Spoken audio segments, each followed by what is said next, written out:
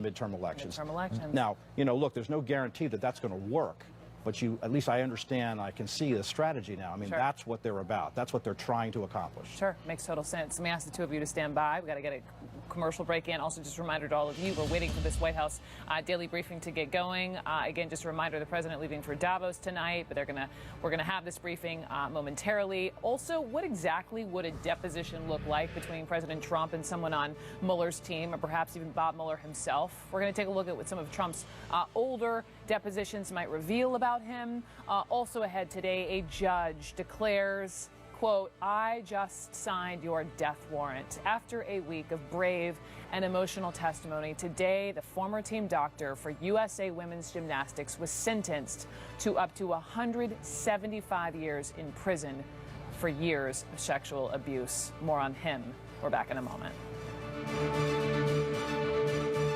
I thought I married an Italian. My lineage was the Vecchios and Zuccolis. Through Ancestry, through the DNA, I found out that I was only 16% Italian. He was 34% Eastern European. So I went on to Ancestry, soon learned that one of our ancestors we thought was Italian was Eastern European. This is my ancestor I didn't know about. He looks a little bit like me, yes. Ancestry has many paths to discovering your story. Get started for free at Ancestry.com. Take home 6 of our famous yeast rolls for free at Golden Corral. Hurry in for beef brisket, ribs, and more. 7 nights a week, just $13.99. And take home 6 yeast rolls for free. Yeah, baby. Golden Corral, your choice rules. Excited about the open house today? Just got to check my credit at Credit Karma first. It's free.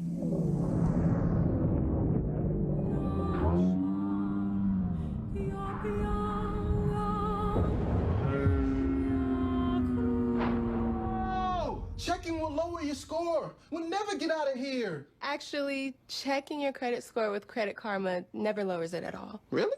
Yep. Maybe I should check my credit. Oh. Credit Karma. Get knowing.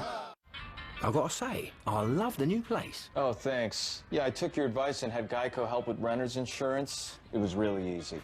Easy? That'd be nice. For help with chairs, say chair. For help with bookcases, say bookcase. Bookcase. I thought this was the dresser. Isn't that the bed? I'm sorry, I didn't understand.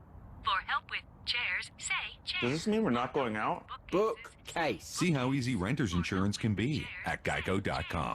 He's a NASCAR champion who's faced thousands of drivers. She's a world-class swimmer who stared down the best in her sport. But for both of them, the most challenging opponent was PE blood clots in my lung. It was really scary. A DVT in my leg. I had to learn all I could to help protect myself. My doctor and I chose Xarelto. Xarelto, to help keep me protected. Xarelto is a latest generation blood thinner that's proven to treat and reduce the risk of DVT and PE blood clots from happening again. In clinical, Xarelto did not experience another DVT or PE. Here's how Xarelto works. Xarelto works differently. Warfarin interferes with at least 6 blood clotting factors. Xarelto is selective, targeting just one critical factor interacting with less of your body's natural blood clotting function. Don't stop taking Xarelto without talking to your doctor, as this may increase risk of blood clots. While taking, you may bruise more easily or take longer for bleeding to stop. It may increase your risk of bleeding if you take certain medicines. Xarelto can cause serious and in rare cases fatal bleeding. Get help right away for unexpected bleeding, unusual bruising, or tingling. If you've had spinal anesthesia, watch for back pain or any nerve or muscle-related signs or symptoms. Do not take Xarelto if you have an artificial heart valve or abnormal bleeding. Tell your doctor before all planned medical or dental procedures and before starting Xarelto about any conditions such as kidney, liver, or bleeding problems. You've got to learn all you can to help protect yourself from DVT and PE blood clots. Talk to your doctor about Xarelto. There's more to know.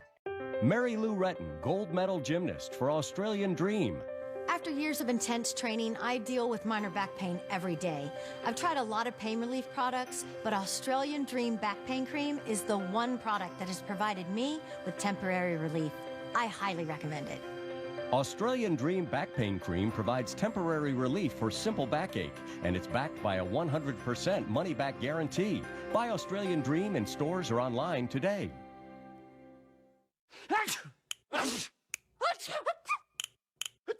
Feel a cold coming on? Zicam Cold Remedy Nasal Swabs shorten colds with a snap and reduce symptom severity by 45%. Shorten your cold with a snap with Zicam. Closed captioning brought to you by OnlyMeso.com. We offer a free book on mesothelioma. Call for the free book and receive so much more. Call 1-800-831-3700. Just in here, as both sides are digging in over the fate of dreamer immigrants, Senate Minority Leader Chuck Schumer says that he is starting over with the president after President Trump says no wall, no deal. We are learning that attendance for a bipartisan meeting on immigration is happening tonight, that it's grown to more than 40 lawmakers. So there's that. Stand by for updates there. Meantime, former USA Gymnastics Dr. Larry Nassar addressed the court in Lansing, Michigan today before being sentenced to 175 years in prison, a lifetime on charges of sexually abusing little girls as young as 6. More than 165 women and girls say the man they trusted to take care of them instead abused them over a span of 20 years. And these were his final feeble words to his younger victims. Your words these past several days, your words have had a significant emotional effect on myself and has shaken me to my core. I also recognize that what I am feeling pales in comparison to the pain, trauma, and emotional destruction that all of you are feeling. There are no words that can describe the depth and breadth of how sorry I am for what has occurred. An acceptable apology. Sir, you need to stay at the microphone. We can't hear you. An acceptable apology to all of you is impossible to write and convey. I will carry your words with me for the rest of my days. The judge saying with her sentence she had just signed Nassar's death warrant. 54-year-old Nassar was already sentenced to 60 years in prison on federal child porn charges, and Judge Rosemarie Aquilina saying it was an honor and a privilege to ensure he gets a lifetime behind bars. Before she talked this afternoon, Michigan's Assistant Attorney General gave a powerful summation of the brave testimony heard over the course of 7 days. This court heard from several women some decades later who were initially determined to be confused or to be liars. He was believed over these children.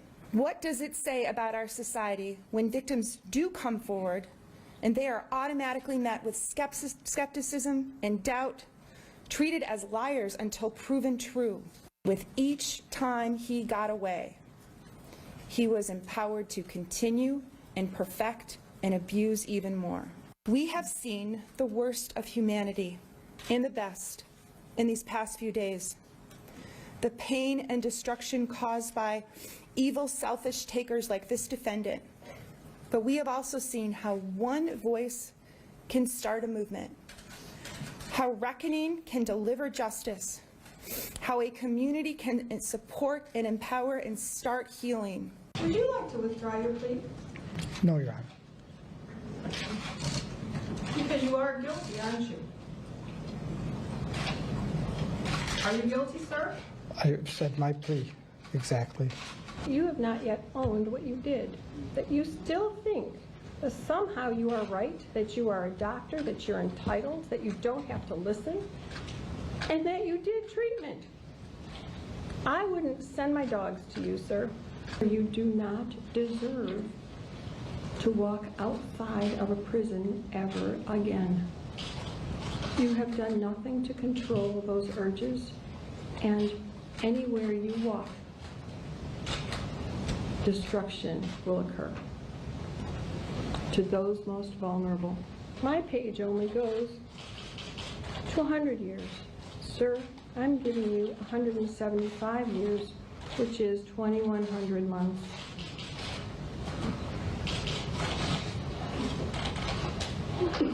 I've just signed your death warrant.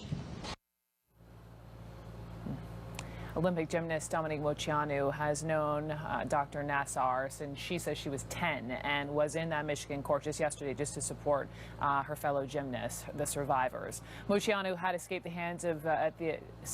the abuse at the hands of Nassar, but not the emotional and physical abuse of her gymnastics coaches, Bella and Martha Caroli. She wrote a book about her abuse at the Caroli Ranch called Off Balance, a memoir. Dominique, it is so nice to talk to you. Thank you so much for being on. Thank you, Brooke. Watching all of it today, all of us just angry. I found myself angry, and we saw this man, was spending the rest of his life behind bars, sentenced today to a total of 175 years. It was a death warrant. That's how the judge put it. When you heard her sentence him, what was your reaction? Well, my reaction was it's about time. And all of the impact statements that were given certainly have to have so much credit behind that sentencing, and I applaud the women for coming forward with their bravery and their courage. It took so many women to come forward to finally have this shake out the way it has, and inmate Nassar is never going to see the light of day. And by the way, you've known him. I read that you've known him since you were 10 years of age, but he never put his hands on you inappropriately, correct? Correct. I was never sexually assaulted by Nassar. He massaged all of us. I have known him since since I was 10 years old. Yep. And I've just known that he's always been that person that everyone turned to during the toughest of times, and when all the athletes were getting emotionally and verbally abused, he was, like the women came forward in their, statements and said he was supposed to be the nice guy. And it was such a twisted and manipulative environment that so many athletes didn't even know that, they were being thrown into the arms of one of the most prolific predators in our history. Master manipulator was how that assistant attorney general put it today in court, and just watching him there, watching him speak, watching him try to turn around. I don't know if he was trying to look these, women in the eye when he was speaking at the very end there, trying poorly, in my opinion, to sort of apologize. What were you thinking when you were watching him speak? When I was watching him speak, I just couldn't believe the narcissism and the fact that he couldn't own up to what he did. I think it's just unbelievable, but it just shows you how sick and twisted an individual can be and how much authority he had in our sport, and so many couldn't see it. And he manipulated even so many adults who were supposed to be looking out for the children in our sport, and we were supposed to have safety measures and protection. And I was in the courtroom with the victims just a day ago. I drove up with my husband, and we sat there and offered our support, and it was so moving to be there with them. And I stared Nassar in the eye. On 2 occasions I made eye contact and I shook my head at him. You're not getting away with this anymore. And the time has come for the house of cards to fall on every single abuser in our sport. We need to get rid of them, and it's about time. I want to ask you to maybe name some names in just a second, but back to staring him down twice, Dominique. Did he acknowledge your glance, or did he just look away? So on the 2 occasions I made eye contact with Nassar in the courtroom, he definitely looked up and stared for a few seconds before he looked away. And I glared at him, and I just in disappointment and disgust. And I wanted him to know that I was there, and I was supporting the women and supporting the stories that, expressed how sick and twisted he really was. And it's just so sad that it took so many years. But on the other side, there is a light to all this, that he will never be out of prison, and that so many women's voices were finally heard. And I'm so proud of all of the survivors for finally finding their voices. It's so nice to see that they had the courage to stand up to their abusers. It's not easy to be there in court and have to say their most personal and intimate details of how they were abused. And I was just so proud to see them finally be able to share those things and know that they're making a difference. Absolutely. And I think we should also just give you some credit for helping pave that road and talking about a different kind of abuse and everything else. So I want to get to a moment, though, Dominique, where, I mean, this judge, we got to talk about this judge. And as, you know, we saw his head bowed, eyes down during the sentencing. It began with this letter that the judge read from the doctor saying that he couldn't, quote, mentally handle, he thought he couldn't mentally handle the testimony of all these different survivors. Listen. You spent thousands of hours perpetrating criminal sexual conduct on minors, spending 4 or 5 days listening to them is significantly minor considering the hours of pleasure you had at their expense. All you need to say is, I need help, and you will receive it. Taxpayer dollars will be spent on your mental health. Writing this mumbo jumbo, it doesn't help you, sir. And she read more of the letter today. Here's a bit more from the judge. I was a good doctor because my treatments worked, and those patients that are now speaking out were the same ones that praised and came back over and over and referred family and friends to see me. The media convinced them that everything I did was wrong and bad. They feel I broke their trust. Hell hath no fury like a woman scorned. The doctor's own words. Just what you heard that excuse. How did that make you feel? Just mind-boggling. All I thought was, you know, your treatment is awaiting in prison, inmate Nassar. You're going to get your own kind of treatment, and it's not going to be pretty. Your fellow Olympic gymnast Shawn Johnson says even now she would never put her daughter's life in the hands of USA Gymnastics. I mean, you have school-age kids, a son and a daughter. Would you agree?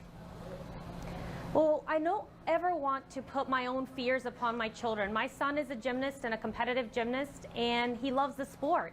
And it's never been the sport that has harmed our children. It is the manipulative and abusive adults that got away with it time and time again. When athletes tried to speak up, nobody was listening. And that's the main concern right now. And USA Gymnastics has to own up to that. That years and years and years of trying to speak up and it falling upon deaf ears has gotten us to this place, and also empowering the most emotionally and abusive coaches in our lifetime. They are the ones who started this culture, and I refer to the Carolis because I talked about this in my book when it came out in 2012, and I was ostracized and alienated, and stones were thrown at me and all sorts of things. My character assassinated, and it was like I was alienated from the community for so long because of it, but I always knew that I was right. And I thought, well, if you're going to treat me that way for speaking the truth, then you're not really a friend of mine. And I learned to find my own way with my husband's support, and he's been the #1 supporter and actually even opened my eyes years ago that, yeah, you guys were abused, and it's not okay. And he was absolutely right, and then I found my voice, and I haven't stopped since. So I think USA Gymnastics has a lot to really take care of and possibly dismantle, file bankruptcy, and start over again, or a new organization is going to emerge, because how in the world can you withstand all of this? And the tough part is that there are going to be some innocent people that fall through the cracks with this situation, right? Because some innocent people may be harmed, they may lose jobs because of the organizational crumbling before our eyes. But I think something better can emerge, and sometimes everything has to dismantle before it can really recharge and restart again, because really, what does USA Gymnastics stand for? Who are they? Right now, they're just really people who made excuses for abusers all these years, and we've had the most prolific abuser of all time walk the walls through our sport and have maximum access to every child that he could. So many children, so much access. There's got to be accountability, and we are not staying silent, and the community is rising up, and the good people will rise up and start something new. Or if they are going to file the bankruptcy and start over, that may be a very, very serious consequence of all of this. There are a lot of little girls paying close attention. Once upon a time, I wanted to be a gymnast until I knew I was going to be 5'9", and just watching Mary Lou Retton and Carrie Strug and I just don't want this to stop these young girls from dreaming their big dreams in gymnastics. But I salute you, Dominique, and all these women who are speaking up and speaking their truths, because it's time to change. Dominique Moceanu, thank you very much. Thank you. We'll have much more on that coming up next hour. In the meantime, we are waiting for that White House briefing to begin. What would a deposition look like between President Trump and Bob Mueller's special counsel team? We'll take a look at what Trump's his previous depositions reveal about him. He was a star of the 2016 campaign. Now, Esquire says The Van Jones Show is one of the most anticipated TV shows of 2018. The Van Jones Show premieres Saturday night at 7 Eastern on CNN. I thought I was managing my moderate to severe Crohn's disease. Then I realized something was missing. Me. My symptoms were keeping me from being there. So I talked to my doctor and learned Humira is for people who still have symptoms of Crohn's disease after trying other medications. And the majority of people on Humira saw significant symptom relief, and many achieved remission in as little as 4 weeks. Humira can lower your ability to fight infections, including tuberculosis. Serious, sometimes fatal infections and cancers, including lymphoma, have happened, as have blood, liver, and nervous system problems, serious allergic reactions, and new or worsening heart failure. Before treatment, get tested for TB. Tell your doctor if you've been to areas where certain fungal infections are common, and if you've had TB, hepatitis B, are prone to infections, or have flu-like symptoms or sores. Don't start Humira if you have an infection. Be there for you and them. Ask your gastroenterologist about Humira. With Humira, remission is possible. 6-year-old Ella is traumatized. As she played outside her home, a bomb exploded. Since then, she has not spoken. Surely one little girl terrified this way is one too many. The floods drove Zainab from her home. Her little boy, Rajav, is sick, dying. Surely, one baby dying from cholera is one too many. Tomorrow may be too late to protect innocent children caught up in conflict and disaster. Please, will you do just one thing today to help vulnerable children? Please call now and give just $21 a month to let them know someone will be there for them. When people have lost everything, when they have been forced to flee, when they have nowhere else to go, no hope, we protect them. Please join the people of America who are proud to support this urgent humanitarian work. Children need us today, and we need your support today. To keep children alive. Give them something healthy to eat. Keep them safe. And reunite vulnerable lost children with their parents. Because to get through terrible trauma, families need each other. If you can do just one thing to help, please call right away and give $21 a month to help people who have lost everything. Thank you.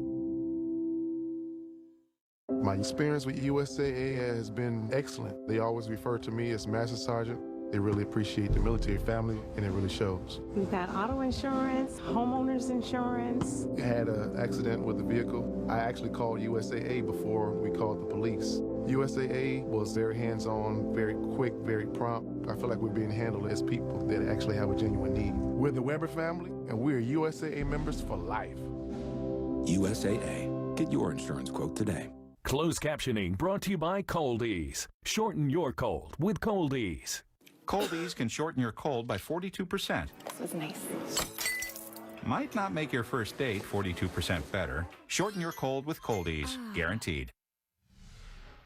We're back. You're watching CNN. I'm Brooke Baldwin. Waiting for that press briefing to begin over at the White House. In the meantime, a number of new developments today on the Russia investigation. Sources tell CNN that the special counsel here, Robert Mueller, wants to question President Trump about the decisions that led to the firing of former FBI Director James Comey and the ousting of former National Security Advisor Michael Flynn.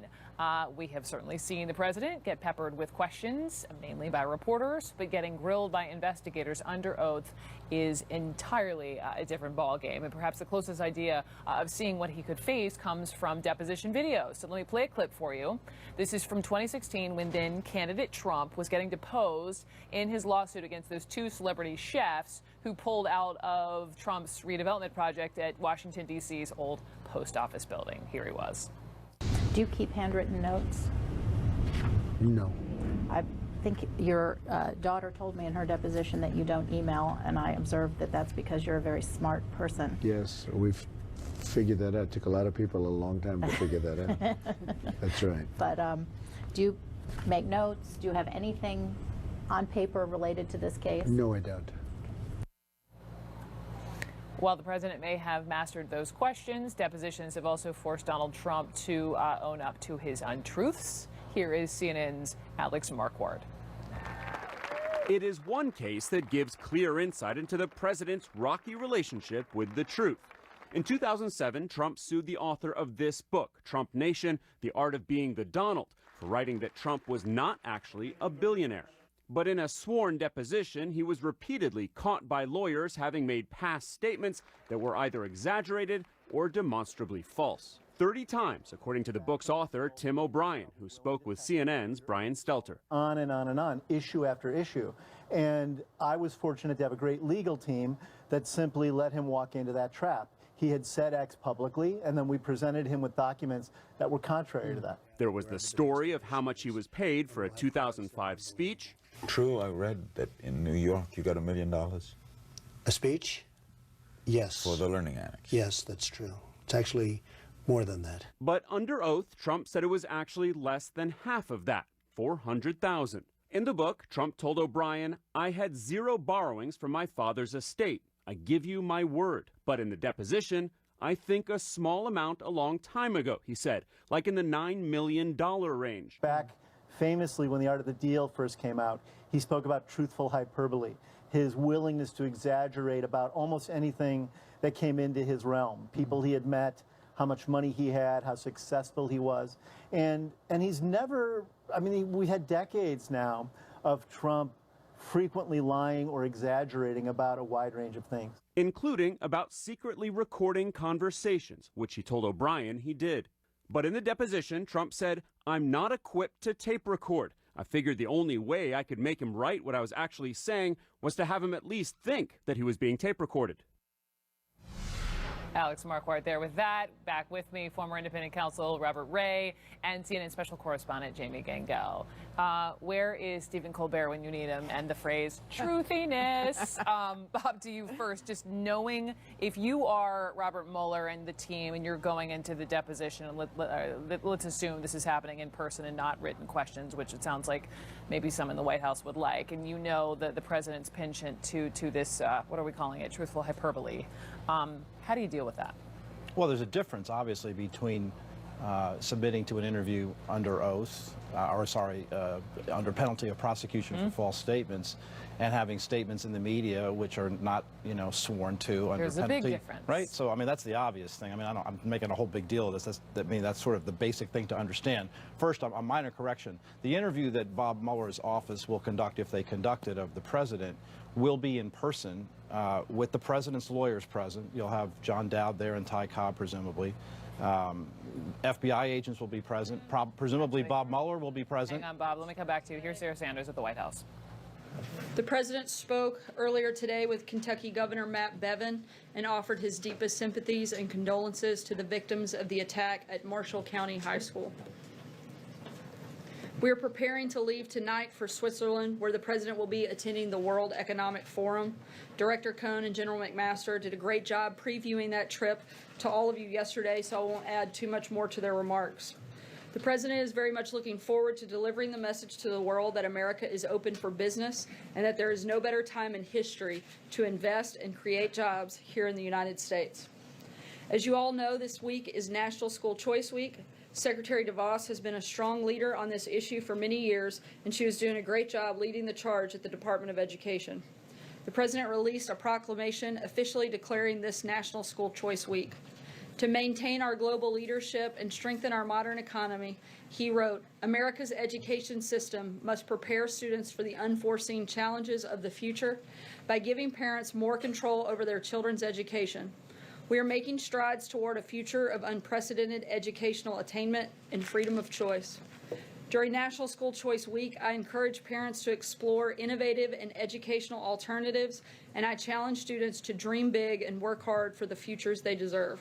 I also urge state and federal lawmakers to embrace school choice and enact policies that empower families and strengthen communities. On the nominations front, we were pleased to see the Senate confirm the President's highly qualified nominee to chair the Federal Reserve, Jerome Powell. We're also pleased that the President's HHS Secretary nominee, Alex Azar, cleared his final procedural hurdle in the Senate on a bipartisan basis. We look forward to Mr. Azar's confirmation so we can continue working to lower health care costs and increase the quality of care for all Americans. Finally, before taking your questions, I'd like to deliver a statement and update regarding the path forward on immigration. Last fall, the White House sent Congress a list of the core reforms necessary to fix our immigration system. These reforms were assembled in coordination with frontline law enforcement officers and career public servants who know what is necessary to keep America safe. Since that time, President Donald J. Trump and his administration have hosted dozens of meetings with Republican and Democrat leadership and rank-and-file members of the House and Senate to discuss these reforms and find a bipartisan path forward. Based on these negotiations, the White House will release a legislative framework on Monday that represents a compromise that members of both parties can support. We encourage the Senate to bring it to the floor. This framework will fulfill the 4 agreed-upon pillars: securing the border and closing legal loopholes, ending extended family chain migration, canceling the visa lottery, and providing a permanent solution on DACA. After decades of inaction by Congress, it's time we work together to solve this issue once and for all. The American people deserve no less. And with that, I'll take your questions. Zeke. Thanks, Sarah. For your first on that immigration announcement, does that legislative framework you said as a permanent solution for DACA, does that include a path to citizenship for the recipients? Well, if I told you now, it would kind of take away the fun for Monday. We will, again, as I said, be rolling out some of the specifics of the framework of that legislation that we'd like to see on Monday. I'm not going to get ahead. I'm not going to go any further than we have in laying out the principles we already have over the last several days. And separately, you mentioned the Davos trip. Secretary Mnuchin made some news over there earlier today when he said that when he supported that he was pleased to see that there was a weaker dollar. That was a break from previous Treasury secretaries. Does that reflect accurately the president's view of U.S. currency? Look, currently we have a very stable dollar because of how well the U.S. is doing, and it's as powerful as it's ever been, and therefore it's the reserve currency of the world, and that's the official position of the White House. Celia? It's not the weak. It's not so. The White House prefers a strong dollar versus a weaker dollar. Again, we believe in free-floating currency. The president's always believed in that, and we have, like I said, a very stable dollar, in large part to how well the U.S. economy is doing right now. Cecilia. Does the president make a habit of asking career government officials their voting habits? Not that I'm aware of, no. Did he ask Andrew McCabe how he voted? Look, the president and Andrew McCabe have had limited and pretty non-substantive conversations. I can't get into the details of what was discussed. I wasn't there. There are widespread reports of his retirement. We're making sure that we're focused on the FBI and DOJ is serving all Americans fairly and efficiently, and we're going to move forward from there. That's kind of a yes or no question.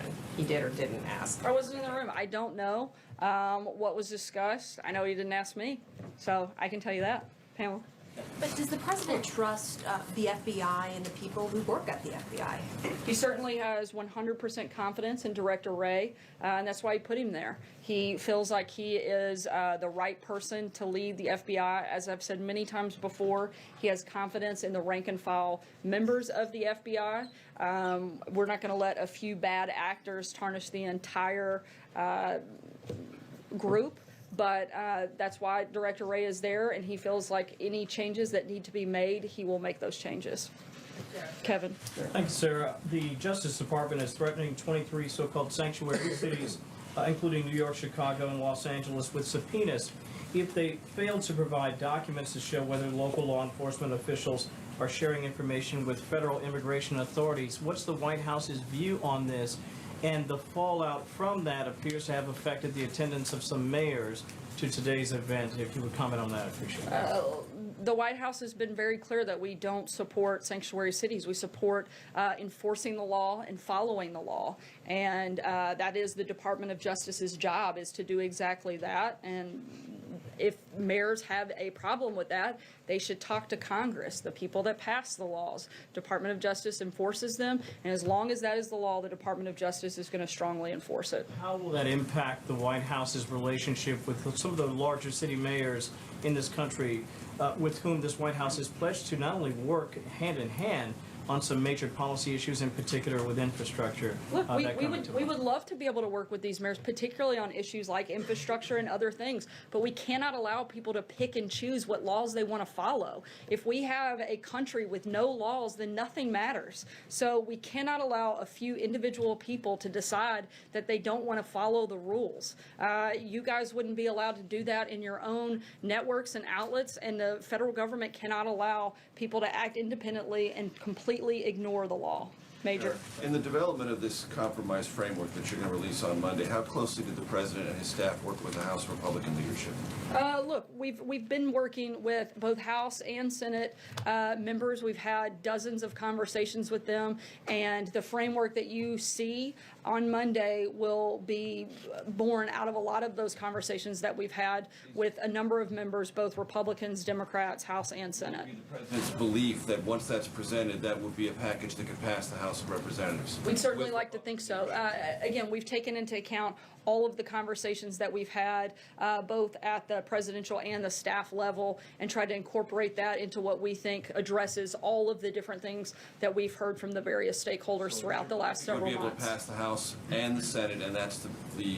I don't think a legislative package that can't pass both houses doesn't help us much. You understand the difference. The perception is in the Senate, it would come down in one form and would not be passable in the House. My question is, do you think you can bridge that? And is the point of this framework, based on your conversations, to do precisely that? Absolutely. We want to see a legislative package that addresses the four things that we've laid out that can pass both the House and the Senate and make it to the President's desk so that we can help actually fix our immigration system. And therefore it's different than what you previously discussed either with Senator Schumer or Lindsey Graham or Dick Durbin or Representative Goodlatte. It addresses the four principles that we've talked about all along, and we think, again, takes into account all of the conversations that we've had over the last several months. John?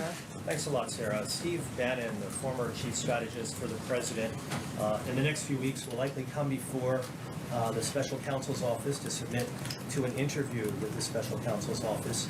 Will the president be invoking executive privilege to prevent any part of his testimony? I can't speak to the specifics of that. I can tell you that the White House has been fully cooperative and will continue to do so. The privilege of executive privilege is one that only the president can invoke, and as you may recall, he did not invoke it for when former FBI Director James Comey testified before the Senate Intelligence Committee. As you've mentioned many times, the president has mentioned many times, there is no collusion. I'm glad you guys are starting to echo that too. Yeah, we hear it a lot. If you could say it more and more when you're on your networks, that'd be really helpful.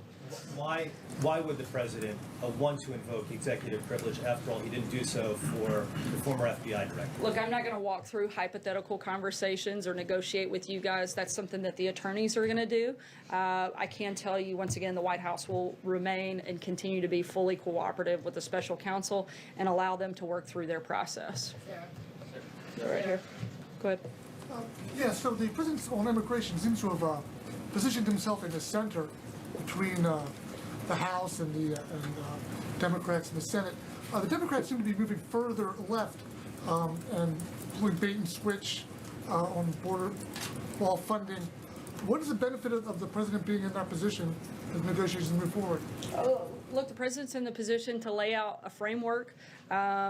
There's nothing currently on the table that addresses all of the concerns that we feel like brings all of this various stakeholders to the table, like this framework does. And the president wants to lead on this issue, and that's exactly what we're going to do, and you'll see more details of that on Monday. Kristen? Thanks.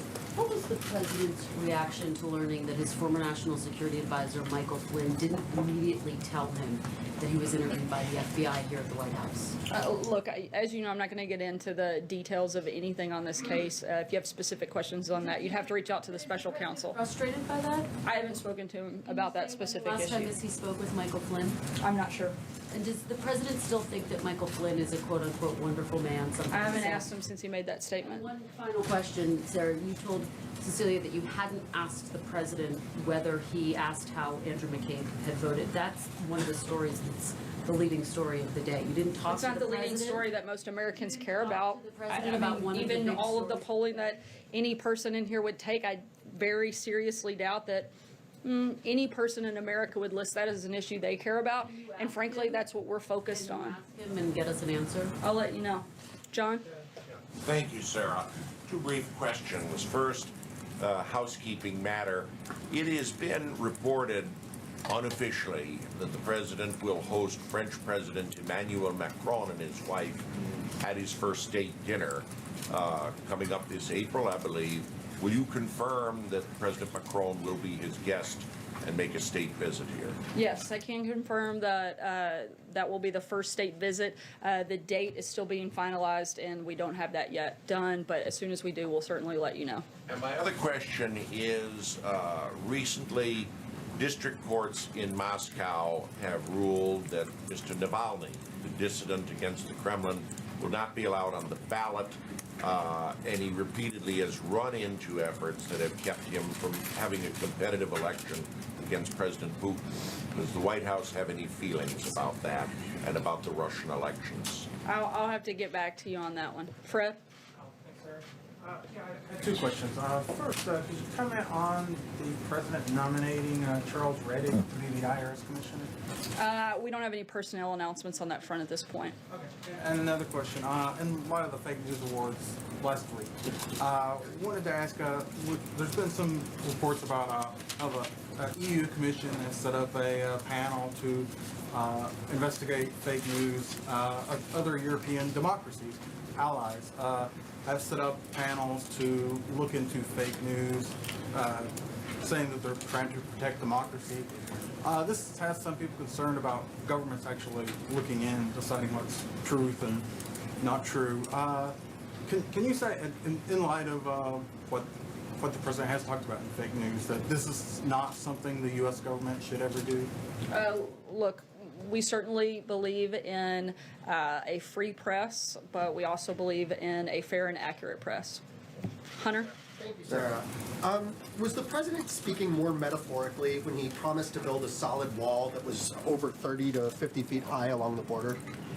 Look, the president's always guaranteed he's going to build a wall, and that's exactly what he intends to do.